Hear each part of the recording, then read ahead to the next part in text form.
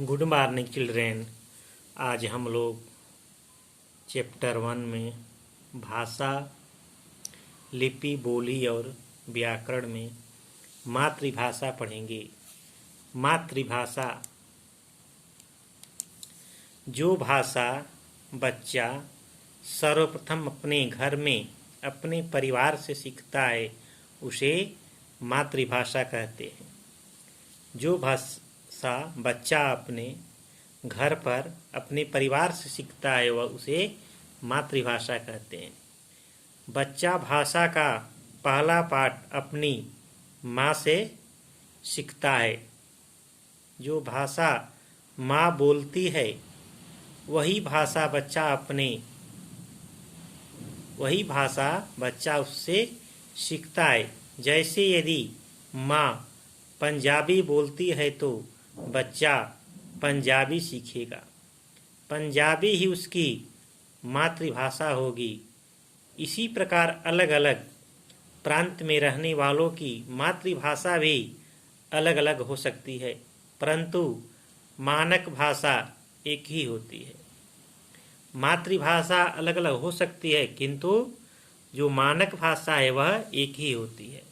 आगे देखिए, साहित्य किसी भी भाषा में लिखित ज्ञान का संचित भंडार। किसी भी भाषा में लिखित ज्ञान का जो संचित भंडार है वह साहित्य कहलाता है।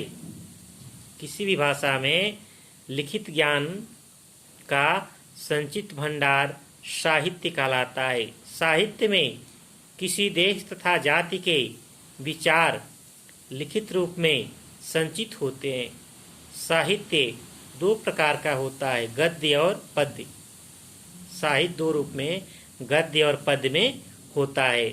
गद्य साहित्य में हम अपने विचार कहानी, निबंध तथा नाटक के रूप में प्रकट करते हैं, जबकि पद्य साहित्य में हम अपनी बात कविता के रूप में प्रकट करते हैं।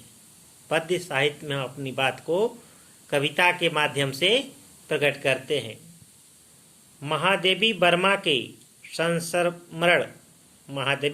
के संस्मरण मुंशी प्रेमचंद्र की कहानियाँ तथा उपन्यास गद्य साहित्य के उदाहरण हैं, तथा गीत, कविता, गजल, पद, दोहे, चौपाई, छंद आदि पद्य साहित्य के उदाहरण हैं। पद्य साहित्य में गीत, कविता, गजल, पद और दोहा तथा चौपाई। ठीक। रामचरितमानस और श्रीमद्भागवत गीता पद्य साहित्य के अंतर्गत आते हैं। रामचरितमानस और भगवत गीता पद्य साहित्य के अंतर्गत आते हैं। आगे देखिए, व्याकरण। व्याकरण वह शास्त्र है जो हमें किसी भाषा को शुद्ध रूप से व्याकरण वह शास्त्र है जो हमें किसी भाषा को शुद्ध रूप से बोलना, लिखना सिखाता है। व्याकरण हमें भाषा को शुद्ध रूप से बोलना तथा लिखना सिखाता है। भाषा के कुछ नियम होते हैं। व्याकरण के अंतर्गत हम भाषा के उन नियमों को सीखते हैं। व्याकरण के अंतर्गत हम भाषा के उस नियमों को सीखते हैं। आगे देखिए, व्याकरण के अंग। व्याकरण के अंग। व्याकरण के 3 अंग हैं। व्याकरण के 3 अंग है। पहला है वर्ण विचार, दूसरा है शब्द विचार, तीसरा है वाक्य विचार।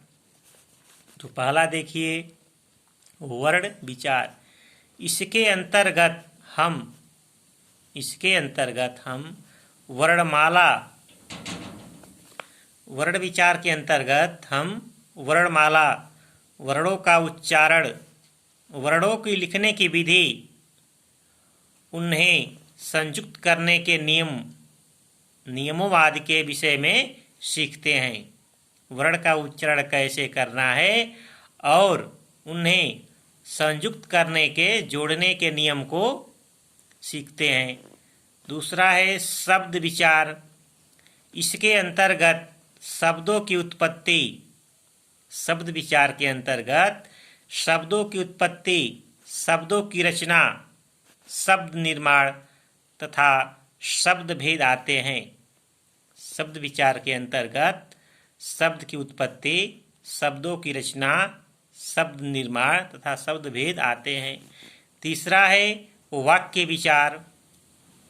इसके अंतर्गत वाक्य रचना, वाक्य विचार के अंतर्गत वाक्य रचना, उसके भेद, वाक्य के प्रकार, वाक्य विग्रह तथा विराम चिन्ह आदि के बारे में विचार करते हैं।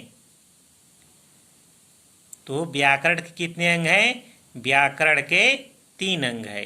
वर्ण विचार, शब्द विचार और वाक्य विचार। ठीक।